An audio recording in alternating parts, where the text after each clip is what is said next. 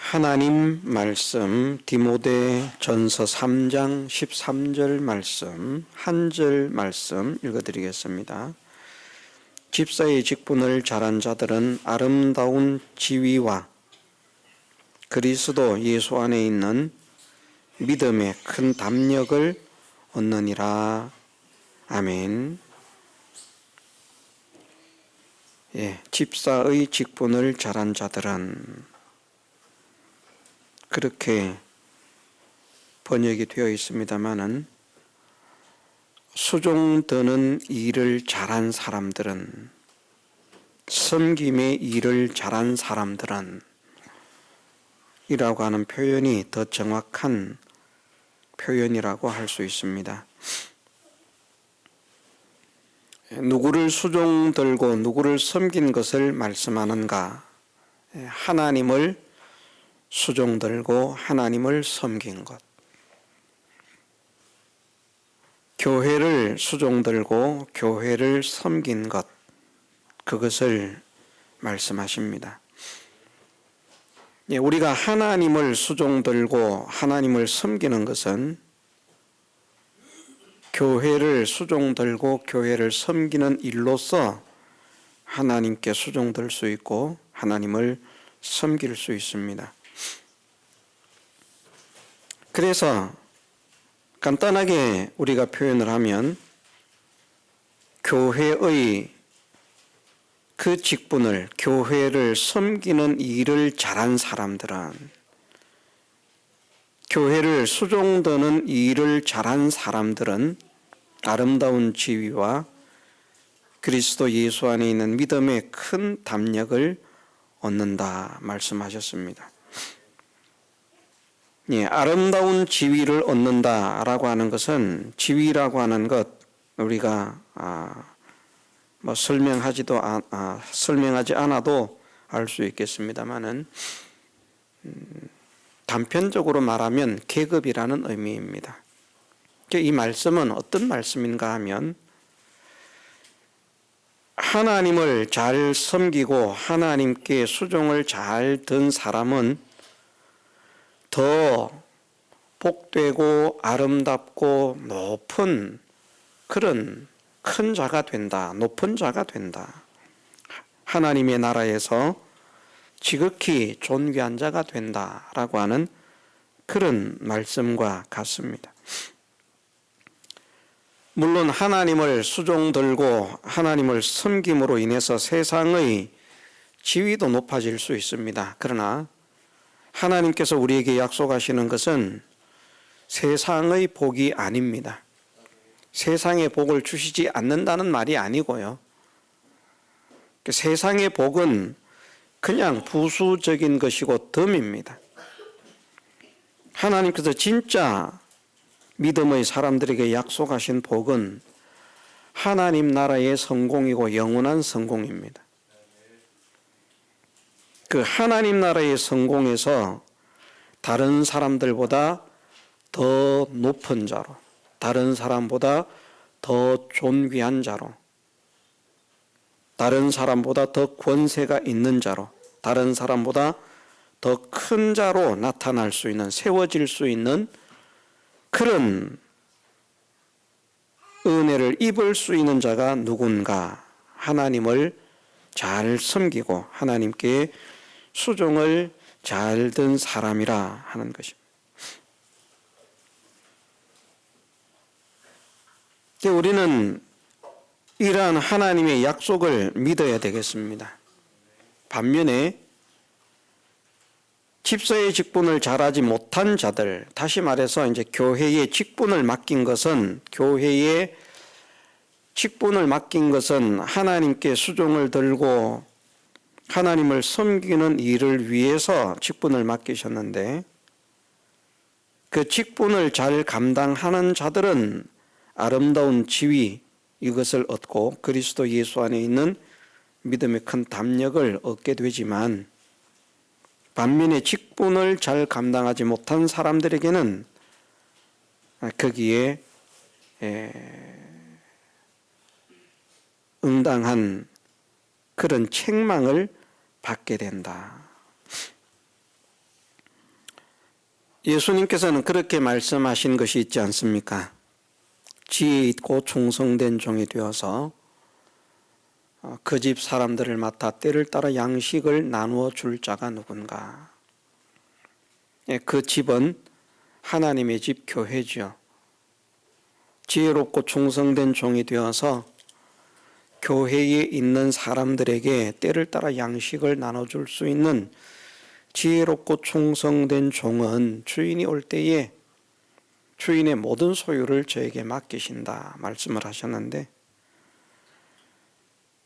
그런데 어떤 사람은 주인이 드디 오리라 생각을 하고 술 친구들로 더불어 먹고 마시게 되면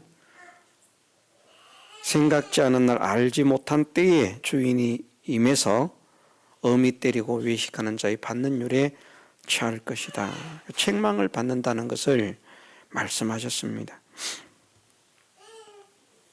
직분을 잘 감당한다는 말씀은 그런 것입니다. 하나님께 수종된다, 하나님을 섬긴다라고 하는 것이 교회를 섬기고 교회를 수종드는 것인데, 결국은 건물을 섬기고 건물을 수종드는 건 아니지 않습니까? 교회에 속해 있는 성도들을 섬기고 성도들을 수종하는 그런 일을 잘한 사람들 말입니다. 그 사람들이 자기 집안 식구들에게 때를 따라 양식을 나누어 주는 지혜롭고 충성된 종인 것입니다.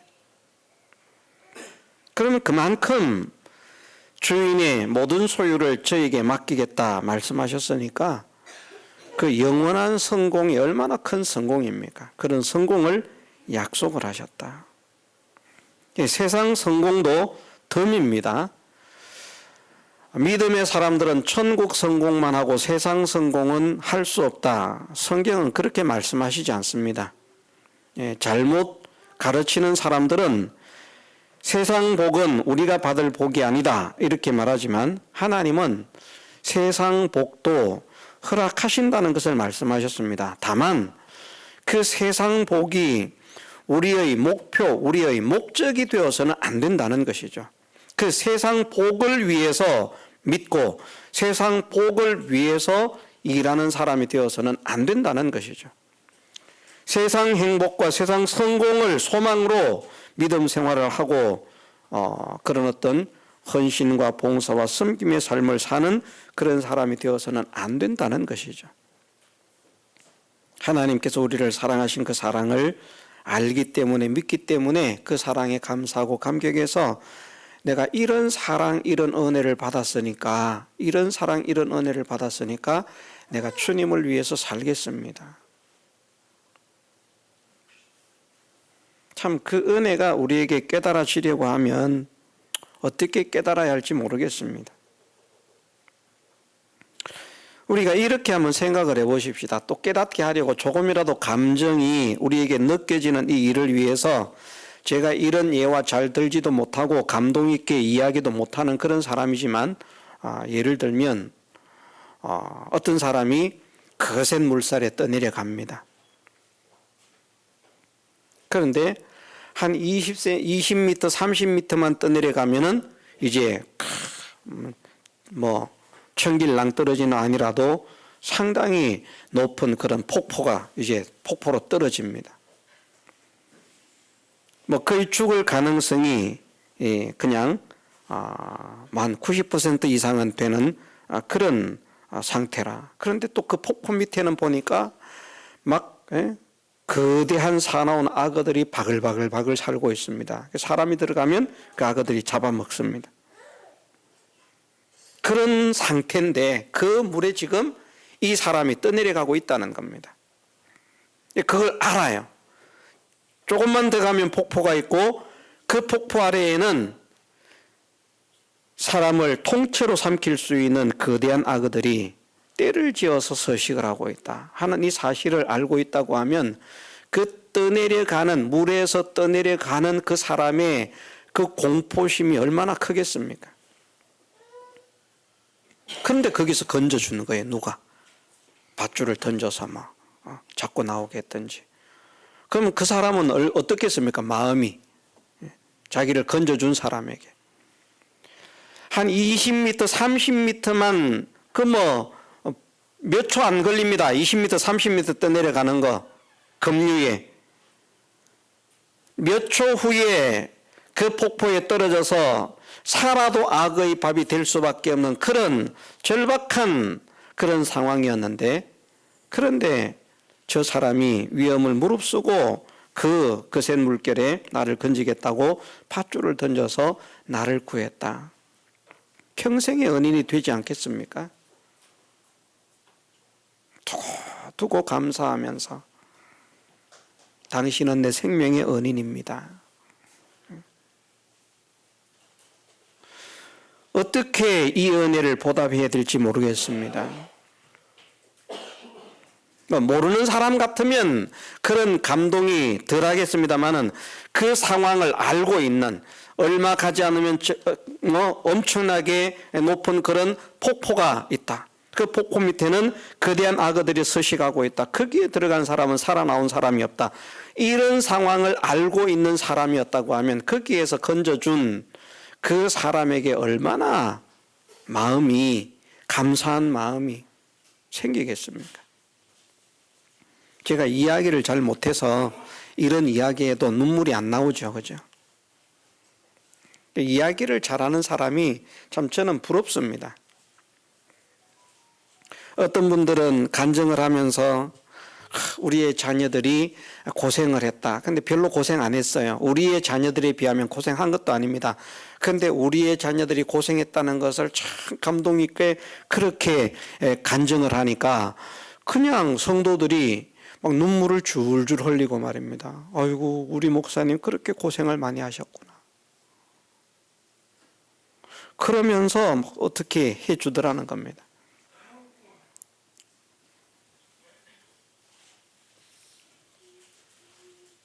그런데 저는 그보다도 더 힘들게 어렵게 자녀들을 키워놓고도요, 그렇게 비참하다고 말할 만큼 그렇게 자녀들이 컸는데 그걸 감동 있게 설명을 못하니까 들어도 아이고 저런 소리 또 하고 있다, 이런 말 듣습니다. 저런 말 안 했으면 좋겠는데 감동 먹는 사람 하나도 없는 것 같아요. 그만큼 제가 말을 못합니다. 그러니까 지금 조금 전에 예화를 들었지만 이게 여러분들에게 얼마나 감동이 생겨지는지 모르겠습니다. 근데 우리가 그런 상황이라고 하면 그런 것에서 건짐을 입은 그런 사람이라고 하는 것을 내가 믿는다고 한다면 그것에 대해서는 얼마나 우리가 감사를 할 것인가. 육신적인 것, 일시적인 것. 거기 건져줬다고 안 죽습니까? 또 죽잖아요. 반드시 죽을 몸인데 잠깐 더 생명을 연장할 수 있는 그 일을 위해서 그것을 건져주었다고 두고 그 사람에게 살해하고 감사하고 그렇게 할 것인데, 당신의 생애를 바치고 당신의 생명을 바쳐서 우리를 지옥의 멸망에서 건져주시고 영원한 천국을 선물하신 예수님 말입니다. 이 감동이 안 오는 거예요. 감동이 안.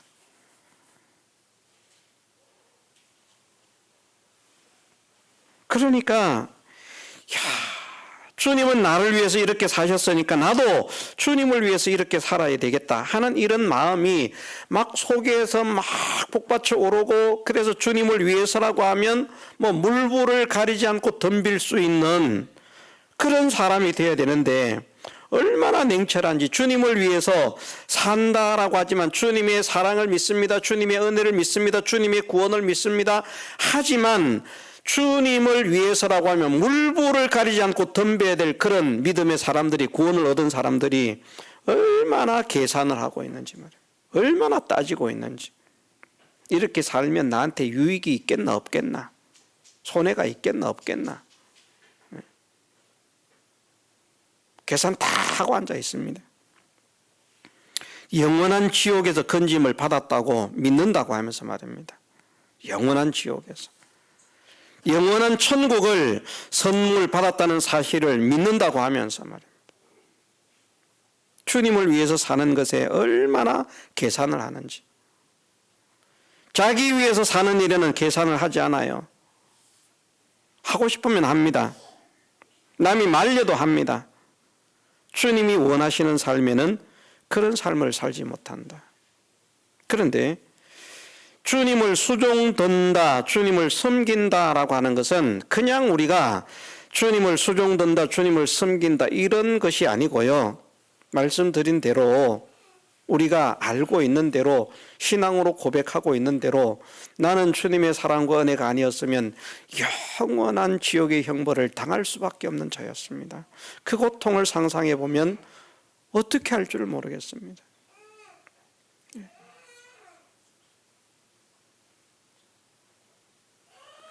불과 유황으로 타는 불지옥에서 세세토록 고난의 연기를 마시면서 그렇게 살아야 될 내가 주님이 나 대신 형벌을, 죄의 형벌을 대신 받으심으로 내가 그 지옥을 가지 않을 수 있도록 건져주셨습니다. 그러면 그거 하나만 가지고도요, 주님이 하라고 하십니다. 주님이 원하십니다. 그러면 그냥 나서야 되거든요. 우리는 과연 어떠한 믿음의 걸음을 걸어가고 있는지 우리 자신들을 돌이켜볼 필요가 있습니다. 저도 마찬가지입니다. 저도 어떤 면에서는 가면 갈수록 계산적인 사람이 되는 것 아닌가 그런 안타까움을 가집니다. 옛날보다도 더 계산이 되지 않는, 아브라함처럼 말입니다. 계산을 하지 않는. 야, 지금 하나님께서 이렇게 말씀하시는데 그 길을 가면 어떻게 되겠나, 나한테 손해가 되겠나, 유익이 되겠나 이런 계산 없이 그냥 말씀하시면 가고 말씀하시면 가고 그런 믿음이 예전에는 있었거든요.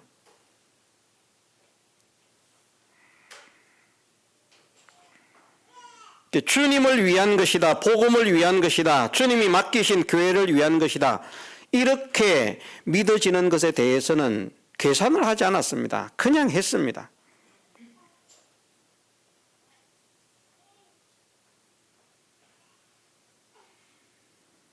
거기에 내가 희생이 되고 가족이 희생이 되고 자녀들이 희생이 되고 물질이 희생이 되어도 그런 것들을 아까워하지 않았습니다. 왜냐하면 주님께서 나를 구원하신 그 구원의 사랑과 은혜를 믿기 때문입니다. 근데 지금은 좀 식어진 것 같아요. 계산을 좀 한다니까요. 계산을.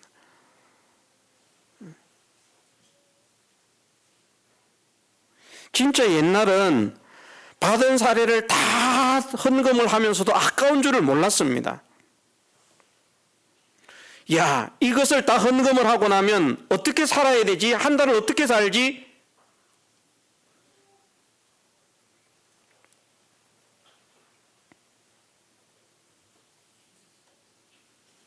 이번에 어떤 목사님이 그러시더라고요.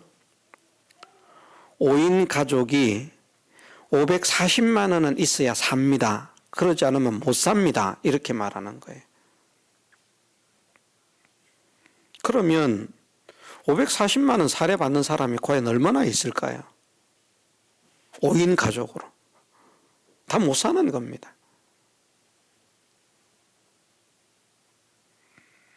못 살기 때문에 다른 걸 한다는 것이죠. 가족을 살리기 위해서. 사모님이 일을 나가고 목사님이 일을 나가고 교회에서도 사례를 받고 한다는 것이죠. 가족이 살기 위해서는. 그런데 저를 아시는 분들은 아시지만, 자, 사례를 다 헌금하면서 직장 생활을 했습니까? 직장 생활 안 했습니다. 정부의 도움을 받았습니까? 정부의 도움 받지 않았습니다. 교회의 재정을 썼습니까? 교회의 재정을 쓰지 않았습니다. 아시는 분들은 다 압니다.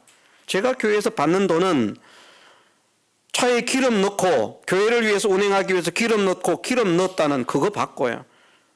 그리고 차도 사적으로 만일 처갓집에를 가야 되겠다. 우리 부모님 집에를 가야 되겠다. 사적으로 차를 이용했다고 하면 기름값 받지 않았습니다. 그것은 교회를 위해서 사용한 것에만 돈을 받았습니다. 그러면 교회에서 사례를 안 받기도 하고 받아도 받은 사례를 다 헌금하기도 하고 정부 도움도 안 받고 교회 재정도 쓰지도 않고 일도 안 하고 도대체 어떻게 사느냐 그 말이죠. 그게 계산되면 살 수 있는 일이었습니까? 계산되면 못 사는 일입니다. 그런 계산이 나온다니까요. 우리는 5인 가족이 아니지 않습니까? 6인 가족, 7인 가족, 8인 가족이 되고요. 자녀가 6명이면 8인 가족이 되잖아요. 그런데 그런 계산 하지 않았습니다. 그래도 하나님이 책임지셨습니다. 살려주셨습니다.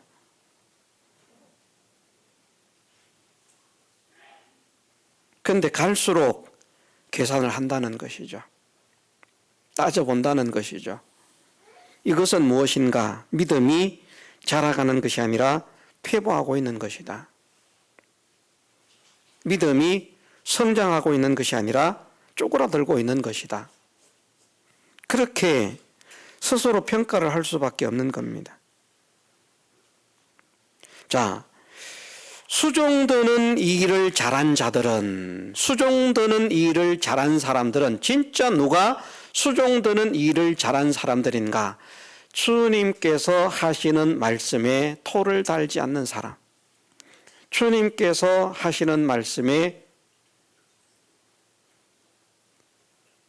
대항하지 않는 사람, 주님께서 하시는 말씀에 계산되지 않는 사람, 그 사람이 수종을 잘 듣는 겁니다. 그렇지 않습니까? 자기 계산하는 거예요. 안 될 것 같은데요. 자기 생각해 봅니다. 힘들어서 안 될 것 같은데, 내 바빠서 안 될 것 같은데요. 그건 수종을 잘 듣는 게 아니지 않습니까? 주님은 말씀하십니다. 수종드는 직분을 잘한 사람들은 아름다운 지위를 얻는다. 이 아름다운 지위는 세상에서도 허락하는 지위지만 진짜 허락하는 것은 하나님 나라의 영광입니다. 지극히 큰 성공이다. 우리가 세상에서 열심히 일하는 것, 조금이라도 잘 살기 위해서, 성공하기 위해서 일하는 것 아닙니까? 짤막한 세상. 영원한 세계는 그럼 우리가 어떻게 대해야 되겠습니까? 영원한 세계 준비. 짤막한 세상도 잘 살아보겠다고 이렇게 몸부림을 치는데 영원한 세계에 비참한 자, 가련한 자, 가난한 자로 나타난다고 하면 얼마나 불쌍한 일입니까? 거기에서는 회복이 없습니다. 한번 결정된 것은 영원한 결정입니다. 이것이 어떻게 보면 참 하나님이 잔인하다라고도 할 수 있는 그런 일입니다. 천국에서 큰 자는 영원히 큰 자고요. 천국에서 작은 자는 영원히 작은 자입니다. 그 신분이 바뀌지 않습니다. 세상은 거지로 태어났어도 대기업의 회장이 될 수가 있죠. 대기업의 회장의 자녀로 태어났어도 상거지가 될 수가 있습니다. 세상은 신분이 바뀔 수 있는데 하나님 나라는 신분이 바뀌지 않습니다. 그 신분을 어디에서 준비를 하는가? 우리가 살아가는 이 세상 속에서 준비를 한다는 것이죠. 그런데 누가 더 존귀한 직분을, 존귀한 계급입니다. 세상에서는 직분이지만 하나님의 나라에서는 더 존귀한 계급입니다. 왜냐하면 왕이라고 하는 것은 엄청난 계급 아닙니까? 권력 아닙니까? 우리가 수없이 많이 들은 대로 24보좌에 앉을 권력, 12보좌에 앉을 권력, 주님이 앉으신 그 보좌에 함께 앉을 권력, 그것이 차이가 없습니까? 엄청난 차이가 있습니다. 그런데 누가 정말 그렇게 주님이 약속하신 그 영원한 세계의 아름다운 지위를, 권력을, 권세를, 큰 계급을 얻게 될 것인가? 직분을 잘한 자들이라. 그럼 누가 잘한 것인가? 결론입니다. 누가 잘한 것인가 했습니다. 진짜 잘하는 것은 주님 말씀하실 때에 계산되지 않는 사람입니다. 주님 말씀하실 때에 토달지 않는 사람입니다. 주님 말씀하실 때에 거역하지 않는 사람입니다. 근데 그런 사람이 되려고 하면 어떻게 해야 되는가? 하나님께서 나를 어떻게 사랑하셨는가? 주님이 나를 어떻게 구원하셨는가? 이것이 우리 마음속에 정말 깨달아져야 되겠다는 것이죠. 주님이 나를 이렇게 사랑하셨구나. 주님이 나를 이렇게 구원하셨구나. 그렇게 하심으로 내게 주신 구원이 이렇게 큰 것이구나. 야, 주님의 은혜가 아니었다면 내가 영원한 지옥에서 고통을 당할 것인데 그걸 우리가 한번 상상을 해봐야 되는 것입니다.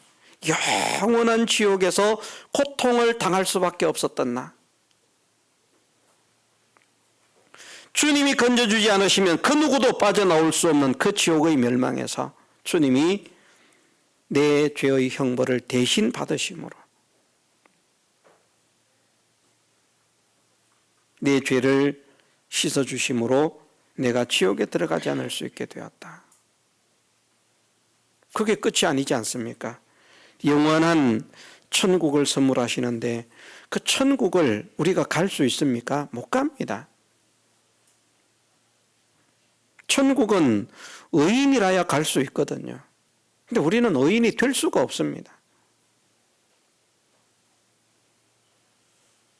우리는 영원히 산다고 할지라도 오래 살면 오래 살수록 죄만 더 많아집니다.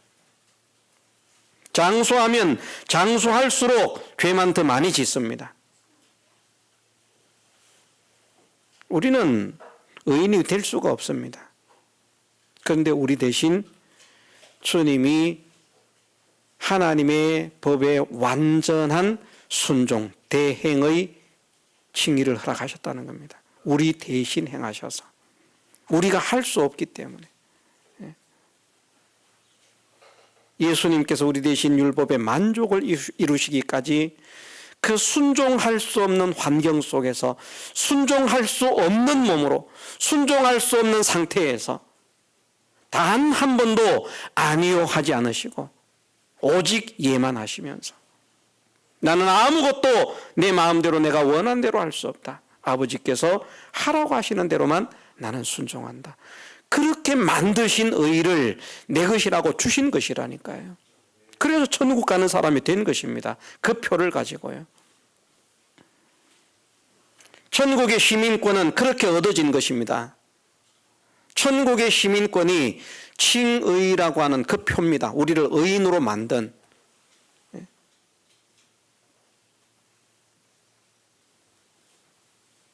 그 은혜를 우리가 곰곰이 생각해 보면 우리가 어떻게 살아서 주님의 은혜를 갚을 수가 있겠습니까?